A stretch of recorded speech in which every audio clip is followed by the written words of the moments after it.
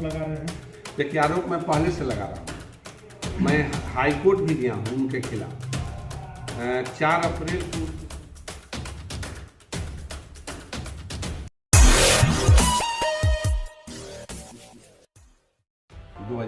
जो कैलेंडर वर्ष है, आप लोगों के लिए मंगलकारी हो।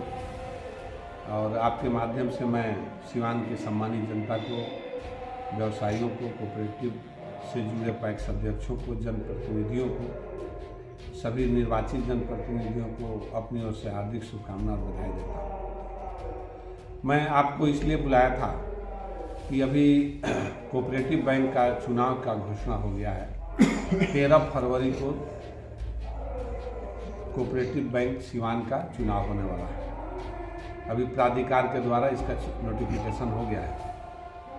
विगत 5 साल से जो पूर्व के कोऑपरेटिव बैंक के अध्यक्ष रामायण चौधरी जी हैं, उनके द्वारा बैंक को जो बैंक की स्थिति जो 17 में थी, 2017 में और 2022 में अगर तुलना की जाए तो बैंक घाटे में है और बैंक की आर्थिक स्थिति बहुत ही गड़बड़ है, खराब है। चूँकि फर्जी लोन उनके द्वारा किया गया है जो रिकवरी नहीं हो रहा है, पहली बात। दूसरी बात कि उनके द्वारा स्वयं को 6.5 करोड़ रुपया निकासी किया गया है जो कि नियमानुकूल नहीं है।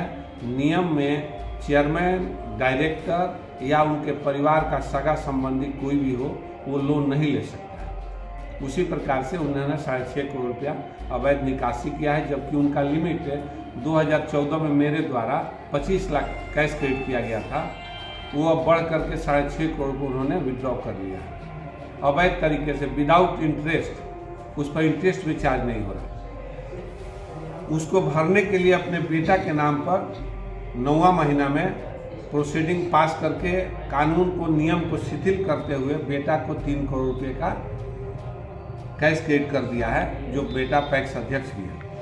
ये भी गलत है। तो खैर, ये जो चुनावी मुद्दा होगा, उनके द्वारा 2017 में उनको तो सबने सहयोग किया, सिवान के हमारे पार्टी के लोगों ने भी सहयोग किया, गैर पार्टी के लोगों ने भी सहयोग किया, लेकिन उनको लोगों ने पहचाना नहीं था। उस समय अगर 1 रुपया दिए किसी पैक्स अध्यक्ष को तो 5 रुपया 10 रुपया वसूले हैं, 10 गुना रिकवरी की है। आज अगर हमारे लड़ने से हम लड़ेंगे तब तो वो 2 रुपया 3 रुपया कितना हो दे सकते हैं। मैं रुपया में सांकेतिक बात कर रहा हूँ, क्योंकि उनका ये है कि 3 रुपया तक देंगे। अगर मैं नहीं लड़ूंगा तो 1 रुपया देंगे, 1 रुपया से नीचे देंगे। अगर वो 3 रुपया देंगे तो 23 रुपया वसूली करेंगे। ये सबको जानने की जरूरत है और बैंक को और दिवालियापन में ला देंगे। बैंक सेक्शन 11 एक धारा होता है रिजर्व बैंक का, जिससे लेन देन की पाबंदी लग जाती है, वो उस धारे में ला देंगे और बैंक बैठ जाएगा।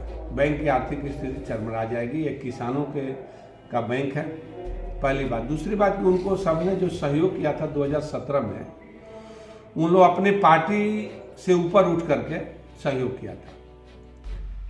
जब परिस्थिति आती है सिवान में तो कोई हिंदू का सबसे बड़ा नेता बन जाता है, राजनीतिक बात आती है। उसके बाद कोई पिछड़ों का आवाज बन जाता है, कोई कामरेड बन जाता है। लेकिन बात वहीं घूम कर आती है कि अगर मेरे जाति और स्वजाति के लोग हों तो किसी भी स्थिति में उसको जिताना है। सारे लोग अपने सिद्धांत विचार को भूल करके एक जगह पर खड़े हो जाते हैं, जिसका परिणाम है हमारे सिवान के सदर माननीय हम लोग के सम्मानित हैं, जो विधानसभा के अध्यक्ष हैं, हमारे गार्जियन भी हैं, जिला परिषद के अध्यक्ष संगीता यादव जी हैं, नगर परिषद के तत्काल चुनाव हुआ, जीवन यादव जी एक युवा चेहरा उभर कर आए हैं आप लोगों के सामने, और रामायण चौधरी तो कोऑपरेटिव बैंक के अध्यक्ष हैं। मतलब कोई खाली सीट नहीं है। उसका परिणाम यही है कि सब लोग एक जगह हो जाते हैं। खैर, ये समाज को बहुत पहले से बांटते आया जा रहा है। आज भी जनगणना के माध्यम से समाज को डिवाइड करने का काम हो रहा है, जिसका भारतीय जनता पार्टी ने जनगणना का सही मदद किया, तभी जाकर कैबिनेट ने पास किया था।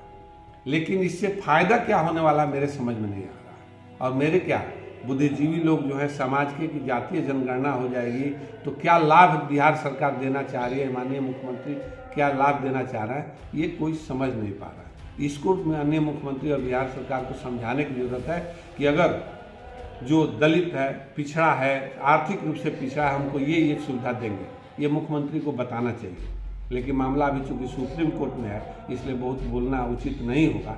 लेकिन मैं इतना जरूर कहूँगा कि भारतीय जनता पार्टी राष्ट्रवादी पार्टी है, राष्ट्र को सर्वोपरि मान करके काम करती है, और ये समाज को बांटने की काम जो सरकार कर रही है अच्छा नहीं है। और आपके माध्यम से मैं अपने पैक्स अध्यक्षों से आग्रह निवेदन करूंगा कि आप लोग 5 साल उनको देखा, एक बार फिर मुझे मौका दीजिए। मैं इसमें विश्वास नहीं करता हूं, मैं विकास में विश्वास करता हूं।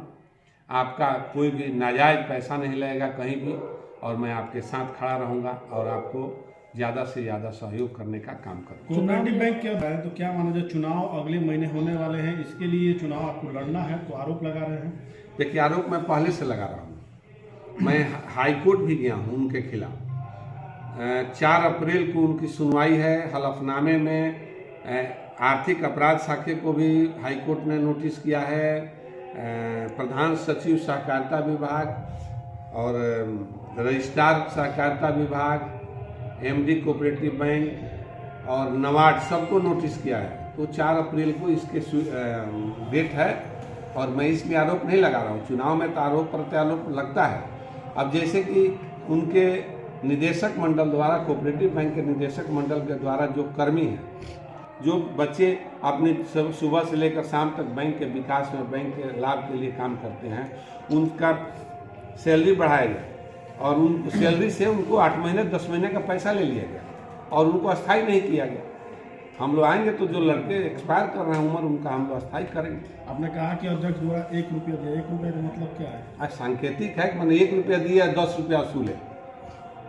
अगर उनको राजनीति करना था तो जो दिए सो दिए, वसूली नहीं करना चाहिए। उनका बेटा, एक चेयरमैन लोगों ने चुना, अध्यक्ष लोगों ने, और उनका 2 बेटा और अपने 3 चेयरमैन का काम हो रहा है वहाँ पर। 3 चेयरमैन सुबह 10 बजे बैठते हैं, रात को 5 बजे, शाम को 5 बजे 6 बजे जाते हैं, जबकि हम लोग 10 से 15 दिन पर जाते थे। आज चुनाव उनका डिजल्व हो रहा है बोर्ड 17 तारीख को, आज हो गया 13 तारीख, आज भी बैठे हुए हैं। हम लोग तो 1 महीना पहले बैंक छोड़ दिए कि भाई अपने काम में लगें, और वो तो प्रतिदिन वसूली करने के लिए बैठते हैं बैंक में। आपकी प्राथमिकताएं क्या रहेगी? हमारी प्राथमिकताएं रहेंगी गांव का विकास, पैक्स का विकास, किसानों का विकास, और साथ में बैंक का विकास। क्योंकि बैंक, हम जब आए थे 2006 में, तो बैंक के पास अपनी पूंजी नगण्य थी। सेक्शन 11 एक धारा होता है जो आरबीआई का लगा हुआ था, स्टाफ को पैसा देने 6-6 महीने का सैलरी नहीं दिया जा रहा था। मैं जब आया हूँ तो अपने तकनीकी से हम लोगों ने बैंक को प्रॉफिट में लाया, बिहार का नंबर 1 बैंक बना। आज स्थिति उसकी चरमरा गई है, नवाड उसका जांच करने आया है, स्थिति बहुत गड़बड़ है। आपने इतने सारे आरोप लगाए, कोर्ट में भी केस मामला चला, फिर अभी तक कार्रवाई क्यों नहीं होगी? आरोप देखिए, मामला न्यायपालिका का है, और न्यायपालिका अपने हिसाब से चलता है, हमारे और आपके परेशान होने से नहीं चलता है। लेकिन जब कानूनी रूप से एफआईआर किसी पर हो जाता है तो उसका अनुसंधान होता है, अनुसंधान में जो दोषी पाया जाता है उस पर न्यायपालिका कार्रवाई करती है। मामला यही है, जरूरत से ज्यादा संपत्ति उन्होंने अर्जित किया है, बैंक को लूट करके, बैंक से निकासी करके उन्होंने जरूरत से ज्यादा संपत्ति बना लिया इस 5 साल में।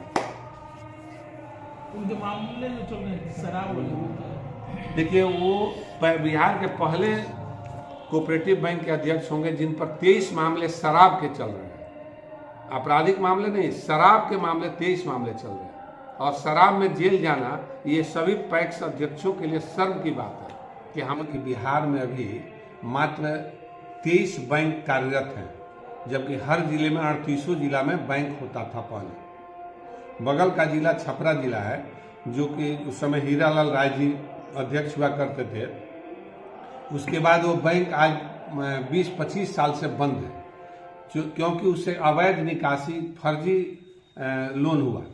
आज सीवान का भी बैंक की वही स्थिति हो गई है।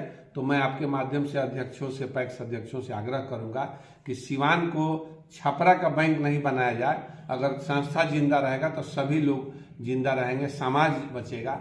1917 का अपना बैंक जो आज 105वां साल पूरा कर रहा है, 105 साल। अपने सीवान के पूर्वजों ने जो धरोहर को हम सबको हाथों में दिया, उसको बचाने के लिए आप सब आगे आइए और सिवान को छपरा होने से बचाइए, बंद होने से बचाइए। मेरा यही आप सबसे आग्रह होगा।